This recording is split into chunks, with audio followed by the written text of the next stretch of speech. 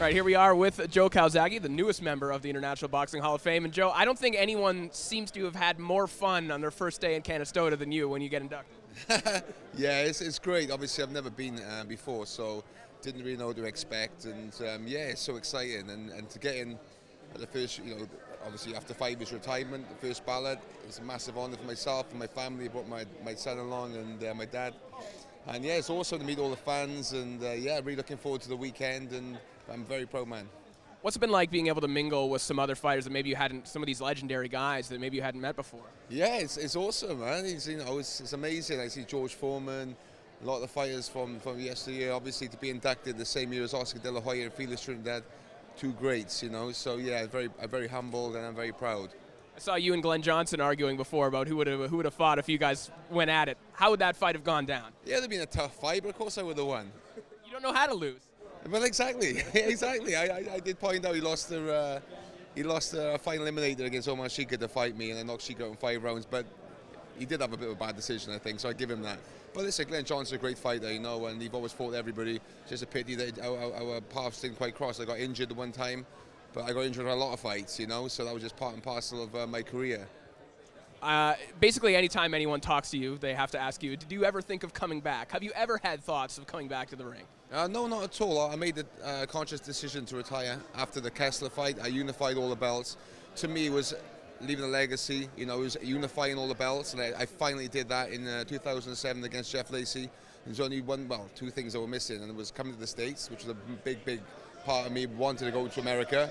And fighting a new weight like heavyweight, and I did that with Hopkins and finished off at the Madison Square Garden, Roy Jones. So at the end of the day, I figured I couldn't do anything better than that. And I was injured all the time. My hands gave it. I couldn't spar anymore. So it was perfect to give up. It was a perfect time for me to leave. People will still, now they're still comparing you and Carl Froch and trying to put your careers together. Do you think first of all, what did you think of his performance against George Grove? I thought it was an okay performance. In all due respect, the KO was a good punch, but I thought it was an average fight. I didn't see anything. To be honest, I've always said my style is. What I should say is Carl Froch's style is perfect for me. At the end of the day, he's very slow, flat on his feet. He can punch. He's got a big heart, but he's very limited technically and box-wise. Andre Ward showed the blueprint how to beat him. As far as my speed will be way too much for him, and when people make comparisons, he's had a good career, but he's been beaten. I come to America, conquered America, beat two legends. He come to America, got owned by Andre Ward. So everybody can say what they want to say. You've had a good career, but as far as I'm concerned, listen, Hall of Fame, man. What can I say? 46-0. Yep. Is there animosity between you and Carl, or you just generally think that you would beat him if you guys would have fought? Well, I think it would have beat everybody. At the end of the day, you ask any champion that hasn't lost, ask Andre Ward, ask anybody who thinks they can beat anybody. Obviously, of course they do. And until you've proven otherwise, you can say what you want to say. And I was world champion for 11 years. I beat all the people put in front of me. Unfortunately, I didn't get a bigger fight early in my career, but that's boxing politics. Obviously, there's been a bit of animosity. I'm not sure because he used to call me out all the time years and years ago. But it would have been a good fight. It was just a pity that our paths didn't cross. When he was challenging me, I was looking at Mikkel Kessler, the best in the division. I was looking at Bernard Hopkins, who at the time was number 2 pound for pound. I was looking at the greats and now retired.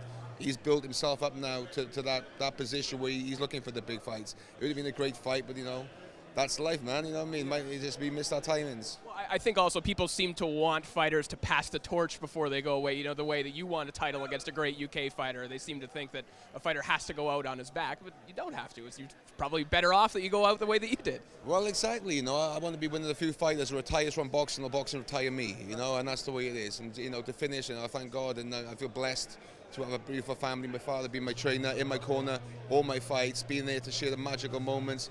From where I came from, the little halls I boxed into, to finish at the Millennium Stadium, Vegas, and Madison Square Garden, man. That's beautiful.